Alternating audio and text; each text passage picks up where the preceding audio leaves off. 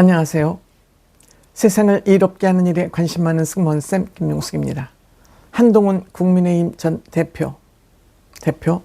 대표직에서 물러난 지 77일 만에 책을 내고 현장에 돌아왔습니다. 한동훈 대표가 책 발간에 이어서 두 번째로 한 활동은 다름 아닌 연극 관람이었습니다. 이 연극은 바다는 젖지 않는다. 바다는 젖지 않는다. 즉, 고 연평대전에서 순직한 한상국 상사를 주제로 한 그런 연극이고, 이 연극에는 한상국 상사의 부인 김한나 여사도 함께였습니다. 이 김한나 씨는 한동훈 대표 후원회의 후원회장이기도 합니다. 쭉 이 김한나 여사와 함께 하고 있습니다. 그래서 그 첫 번째 활동으로 김한나 여사 남편을 다룬 연극에 함께 관람한 것입니다. 이는 무엇을 의미하냐? 즉, 국가가 제복 입은 사람들의 대우를 그동안 부실하게 했기 때문에 이들의 예우를 잘 챙겨보겠다 하는 의미입니다. 첫 번째 77일 만에 공개 행사치고는 굉장히 소박한 행사다. 이 행사길에 많은 사람들이 참여해서 한동훈 전 대표를 환영하고 있었습니다. 그만큼 한동훈 대표를 그동안 그리워했던 사람들이 현장에 또 나타났습니다. 이날 현장에는 국회의원 빠찌를 단 한지아, 배현진, 고동진 삼성전자 사장 출신입니다. 박정훈 TV조선 기자, 그 다음에 정성국 교청 회장이었습니다. 그 다음에 김종혁 전 중앙일보 편집국장 최고위원인데 지금은 아무것도 하지 않고 있습니다. 그런데 특별하게도 허은하가 여기에 출몰했습니다. 우습죠? 교활한 허은하가 이곳에 왔다. 그냥 아마 눈도장만 찍고 나 왔어요 하고 한동훈 대표한테 눈도장만 찍고 사라진 것 같습니다. 제가 이 한동훈 대표의 첫 번째 공식 활동을 보면서 느낀 점을 말씀드려 보겠습니다. 한동훈 대표 이곳에 굉장히 수수한 니트 복장으로 왔습니다. TPO에 맞게 의상을 입고 왔다고 생각이 됩니다. 소극장 공연이기 때문에 근사하게 양복을 갖춰 입을 필요도 없었겠죠. 여기에 와서 그 기자 인터뷰를 했는데, 가능한 기자 인터뷰는 오늘 이 연극과 관련된 인터뷰를 해달라고 사전에 양해를 했습니다. 이 인터뷰도 미리 준비된 인터뷰가 아니고 우왕좌왕, 한동훈 전 대표를 위한 미리 인터뷰가 준비되거나 이 미리 각본에 짜여진 인터뷰가 아니라 정말 소박하고 자연스러운 상황에 기자 인터뷰가 진행이 됐다. 이것 또한 저는 마음에 듭니다. 한동훈 납시오라는 기자 인터뷰는 아니었다. 이만큼 한동훈 대표는 자기 자신을 끌어올리는, 즉 왕자병이 없다. 이것이 굉장히 제가 관심 있게 들여다보는 부분인데, 역시 한동훈은 나를 위해서 정치를 하겠다는 것이 아니라 국민을 위해서 정치를 하겠다는 모습도 여기서 볼 수 있었다. 소박한 모습, 기자회견 진행되는 그 과정, 그리고 그 연출가나 그곳에 온 사람들을 중앙에 내세우려고 애쓰는 그 모습은 역시 겸손한 한동훈의 모습을 볼 수 있었다. 다만 한동훈 대표는 평상시에 본인이 검사였다는 그 자세가 틈틈이 새어나왔습니다. 팔짱을 낀다든지 손을 허리춤에 올린다든지 얼른 그 본인의 모습을 알아차리고 자세를 바꾸는, 그만큼 한동훈 대표는 본인의 모습을 다듬으면서 조심하고 있다. 그래서 이와 관련된 제가 기자회견 관련 연극 관람하는 그 모습을 영상을 촬영을 했습니다. 간단하게 줄였습니다. 줄였음에도 불구하고 영상 시간이 짧지는 않습니다. 여러분들과 같이 한번 감상해 보도록 하겠습니다.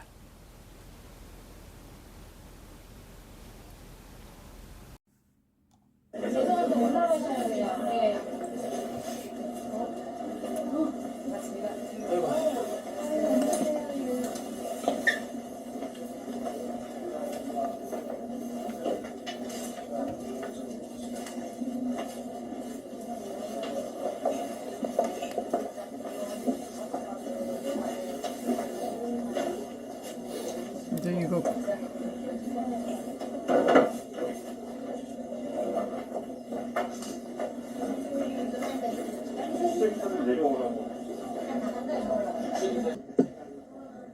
죄송한데 기자분 한 번만 들어와 주세요. 스케치 좀 해주세요. 스케치. 네, 사진.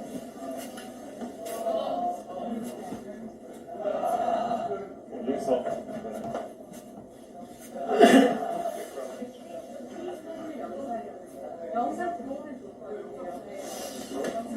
영상 들어오셔도 종이집게서 많이 뽑았습니다. 네. 괜찮으시다면요.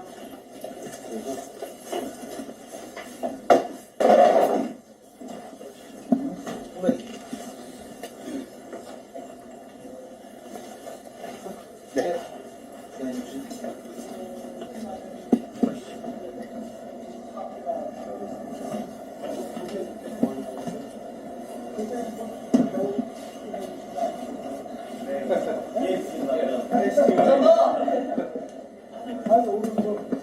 회사를 너무나 잘해주셔가지고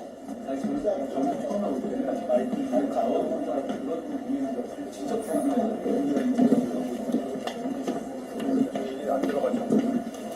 얘기가 안 들어가죠. 느낌이 많이 들어간다. 마이크 안 들어가죠. 많이 들어가죠.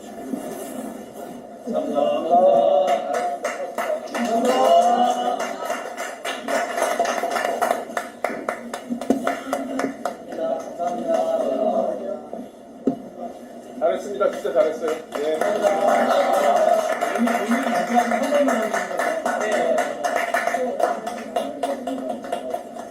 저희 공연팀 내년 6월에 다시 하겠습니다.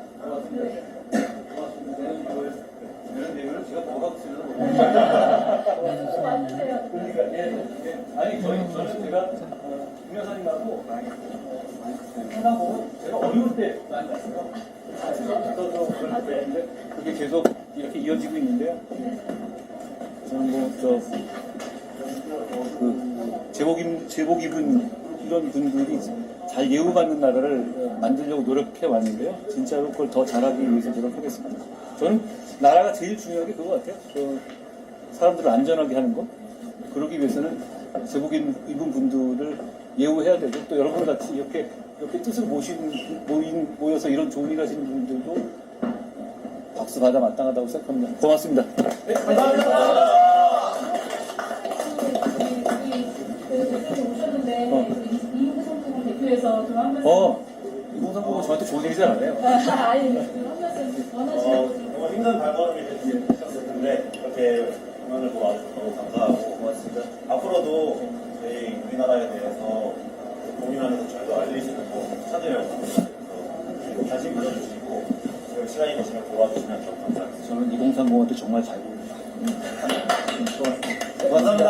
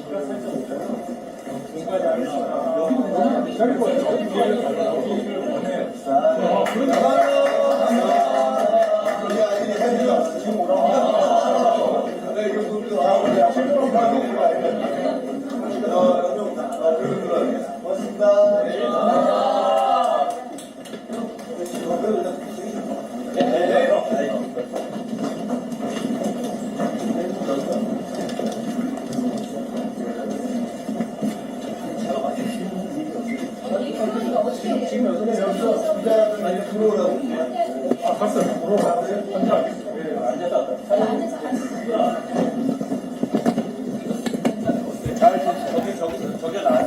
아니, 괜찮습니다. 이거 괜찮죠? 네. 뒷자리 그럼 여기 앉아서 이렇게 이기랑 나이기는. 관람하는 입장이시니까. 그러니까 말하는 사람.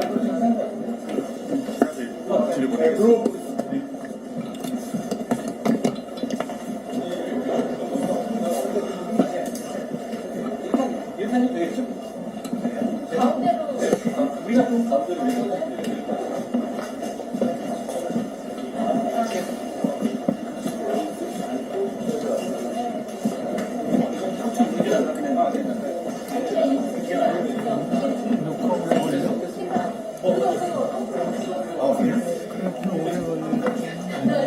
생각해서 맞춰가지고 센스가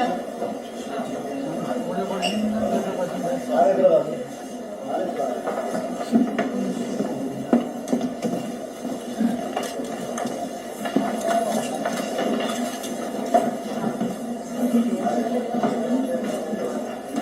이렇게 앉아서 하실 거예요?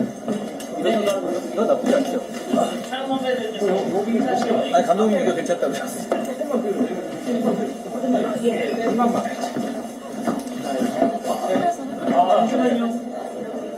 하고나서 말씀드렸어요.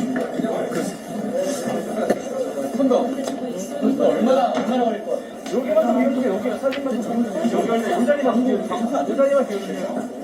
연락이랑 다음 공연 때문에 올해는 못해요. 아니, 오늘 어차피 공연장 온 거니까 제가 길게 말씀드릴 건 없어요.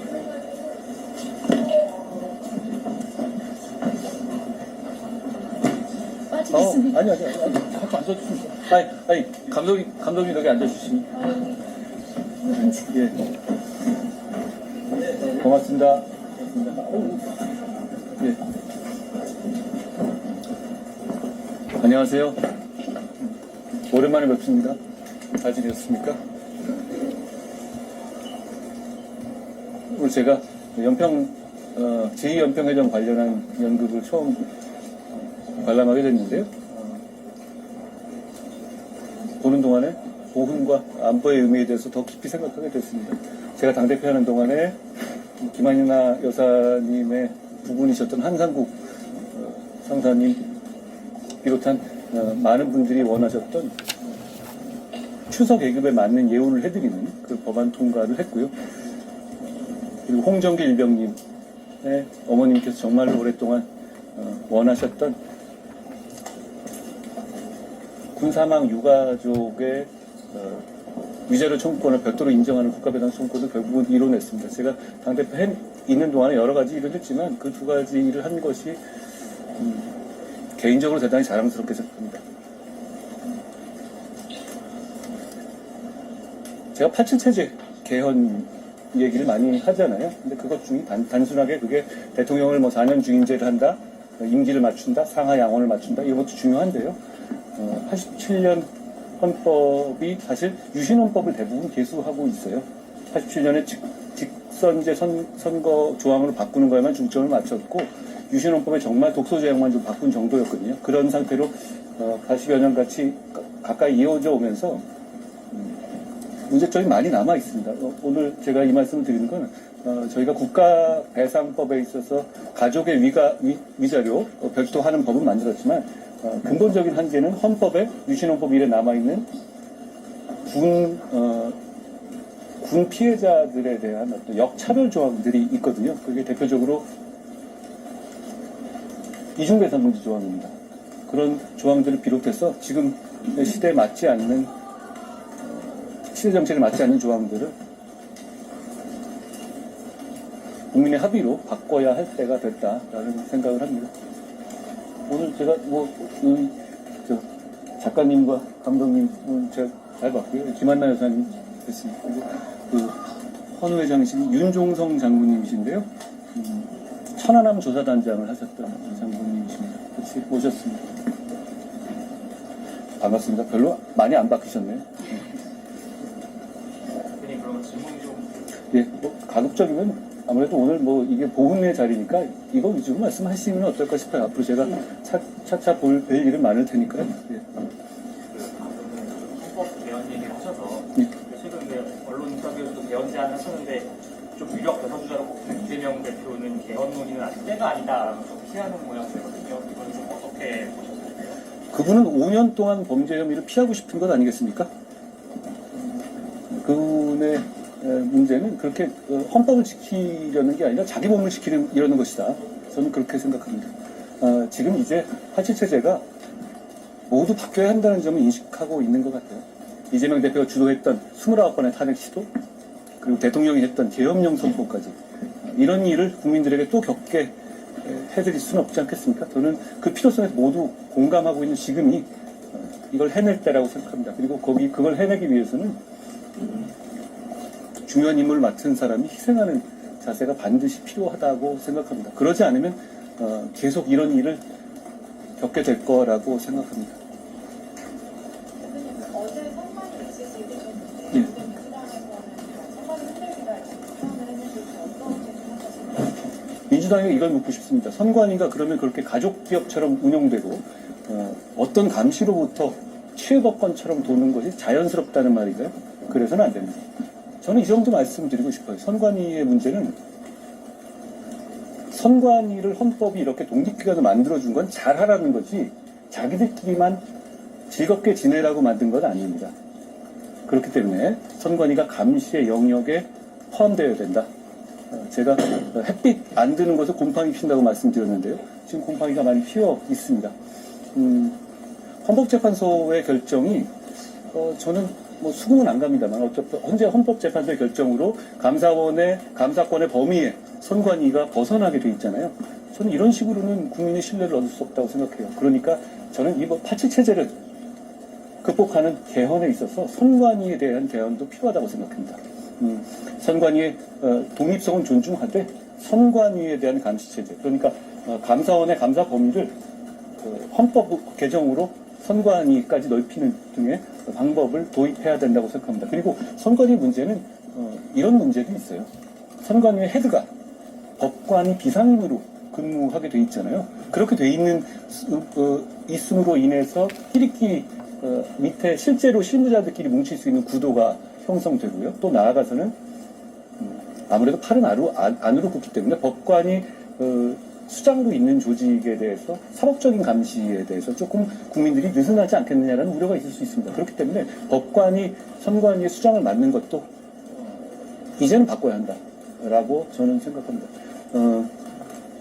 저는 선관위에 관해서 장관 때부터 당대표 이르기까지 지속적으로 문제 제기를 해왔습니다. 그런데 제가 정치를 해보니까 선관위에 대해서 적극적으로 공개적으로 문제 제기를 하는 정치인들이 흔치 않습니다. 그 왜 그런지 아시죠? 선관위를 무서워합니다, 정치인들은. 선거법에 관한 유권해석을 내리고 선거법에 관한 고발을 할 권한이 독점적으로 있기 때문이죠. 그렇지만 저는 문제 제기를 해왔는데요.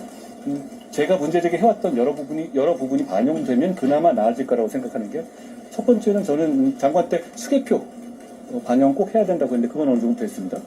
그리고 당대표와 비상대책위원장 당시에 사전투표에 있어서 선관위 직원의 직접 날인 꼭 필요하다는 주장을 강력하게 했었죠. 그때도 뭐 이 선관위 흔들기냐 뭐 이런 식으로 민주당은 주장했던 것 같습니다. 날인하라는 게 왜 선관위 흔들기겠어요? 그렇지 않고요.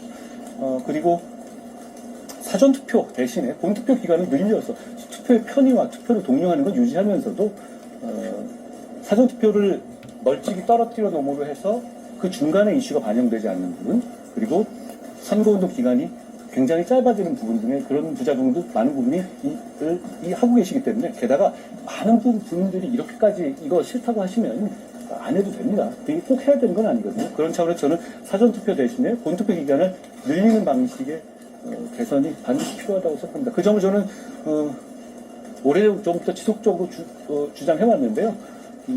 이런 점들이 반영됐을 경우에 많은 점들이 바뀔 수 있다고 생각해요. 선관위는 사실 아까 이렇게 말씀드렸죠. 법관이 계속 수장을 맡잖아요. 임시직이잖아요. 그러면 선관위에서 최근 있었던 어떤 그런 가족 채용이라든지 이런 문제는 2024년에 어떤 기관에도 이런 거 없습니다. 굉장히 오래전 얘기인데 그렇게 자기들끼리만 뭉쳐있고 감시의 영역에서 배제되어 있기 때문에 그랬던 것이기 때문에요. 예, 그런 점들 감안해서 개선이 필요하다는 말씀드립니다.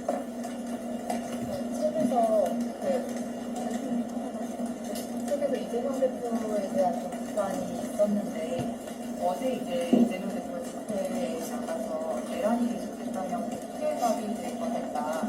라면서 정권 교체 필요성을 강조를 했는데 이 부분에서 어떻게 들으셨을까요? 저는 계엄 선포가 대단히 잘못됐다라는 입장에 변함이 없습니다. 대통령을 배출한 정당의 대표로서 대단히 괴롭고 안타깝습니다만 그 부분에 대한 입장은 제가 변함이 없습니다. 뭐 인간적으로 제가 괴로운 거는 뭐 변론의 문제입니다만 그렇지만 이재명 대표와 민주당이 했던 어떤 헌법을 무시하고 유린하는 폭거의 부분도 역시 대단히 비판받아 마땅한 일이다. 저는 이재명 대표가 그런 말씀을 할 자격은 없는 것 아닌가 생각합니다. 좀 보훈에 관한 얘기 좀 해주시면.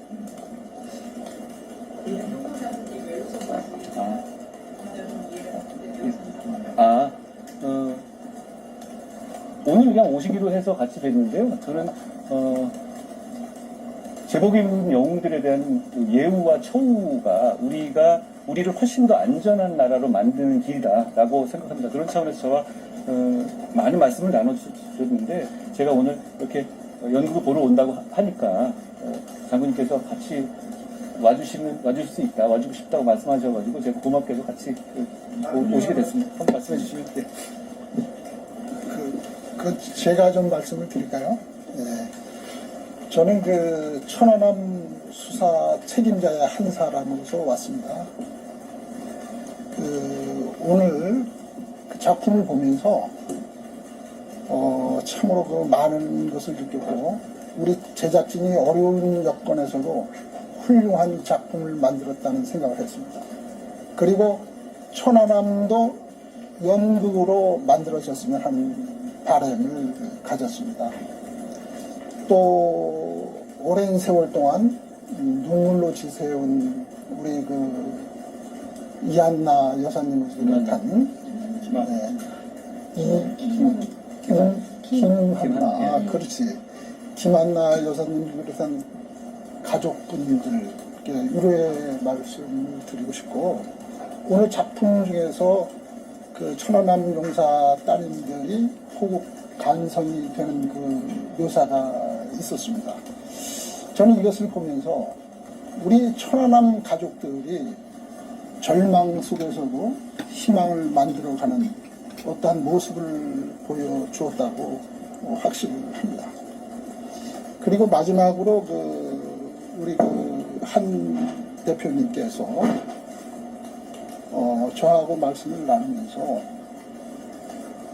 국가를 위하여 헌신하는 우리 장병들이 그 군복을 입은 것이 자랑스럽게 여길 수 있도록 사회적 분위기를 만들어 가시겠다고 약속을 해 주셨습니다. 저는 여기에 대해서 깊이 감사를 드리고 최근 사태와 관련해서 우리 장병들이 많이 위축이 돼 있습니다. 커다란 힘이 될 것이라고 저는 확신합니다. 이렇게 간단히 말씀드릴까요? 네. 제가 한 가지 덧붙이자면 제가 12월 3일 날 딱 처음 그 얘기를 들었을 때 제일 걱정됐던 부분 중에 하나가 여기 나온 군인들 어떻게 하지? 이거였어요. 뭔지 모르고 나왔을 거고 지금 이 사태를 겪으면서 많은 군인들이 위축되어 있을 거라고 생각합니다. 저는 지금 우리 국민들이 지금 더더욱 더 자랑스러워하고 응원해 줘야 할 때다라는 말씀도 드리고 싶습니다. 아셨대요? 모니터링 정상을 일단 안녕하세요. 오랜만에 했습니다. 오랜만입니다. 콘서트는 좀 아시시지만 당 대표 사퇴 후에 지금 77일 만에 대중들 앞에 다시 모습을 보이셨어요. 그러니까 아까 극장 올라오시면서 지지자분들 많이 계셨는데 보시면서 좀 감정이 어떠셨는지 좀 듣고 싶거든요.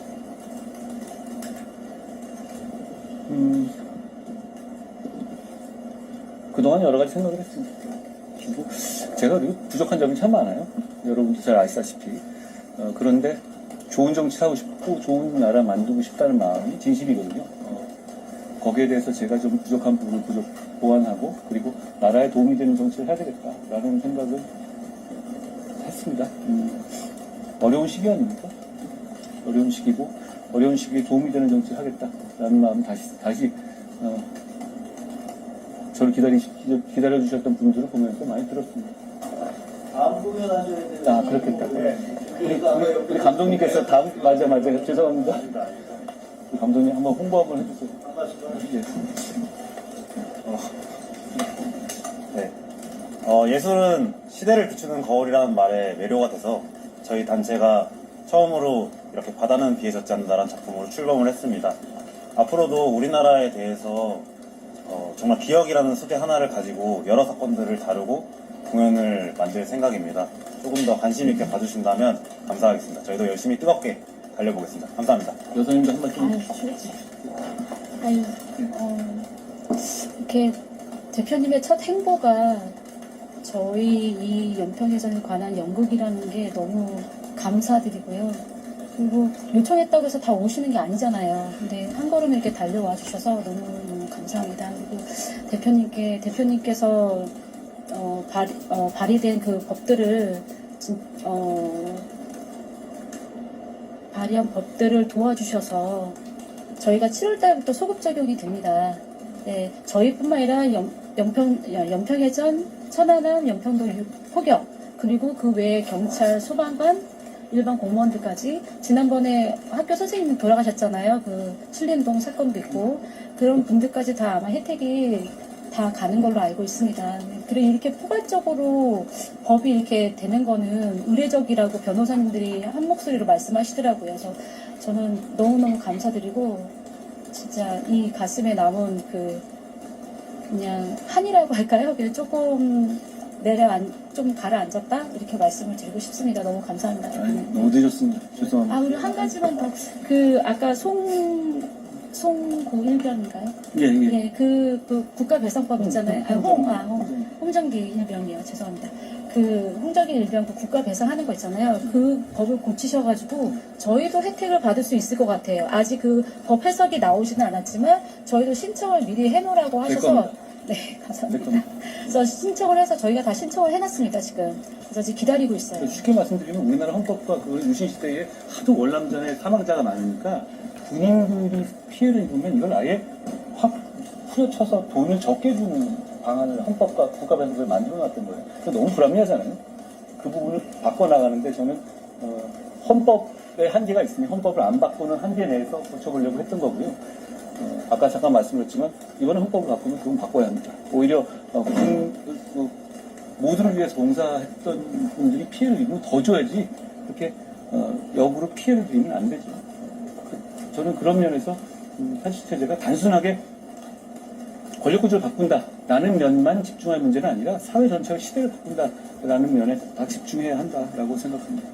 대표님은 꼭 하실 거예요. 고맙습니다. 약속을 지키시는 분이기 고맙습니다. 때문에 제가 진짜 많이 신뢰하고 이렇게 정치인을 제가 23년 이렇게 활동하면서 이렇게 제가 신뢰를 갖고 이렇게 바라보는 정치인은 처음이에요. 물론 많은 분들이 신경 써주시고 말씀은 못 하시지만 이렇게 하시는 분들도 그러니까 케어해 주시는 분도 계셨지만 또 진심으로 와닿고 그다음에 저는 사실 정치인은 쇼를 잘해야 된다고 생각을 하던 사람이에요. 지금도 그건 마찬가지고요. 쇼라도 잘해야 되지 않을까. 근데 그 쇼에다가 플러스 진심이 담겨져 있다면 더 금상첨화잖아요. 저희들한테는요. 근데 저는 그거를 한 대표님한테 느꼈습니다. 진짜 너무 감사합니다. 고맙습니다. 앞으로 제가 쇼를 좀 더 잘하겠습니다. 고맙습니다. 이 정도 할까요? 고맙습니다.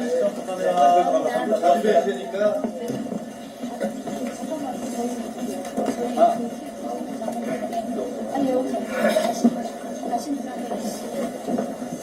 끝났습니다. 의원님, 네, 끝났으니까. 의원님은 잠깐만.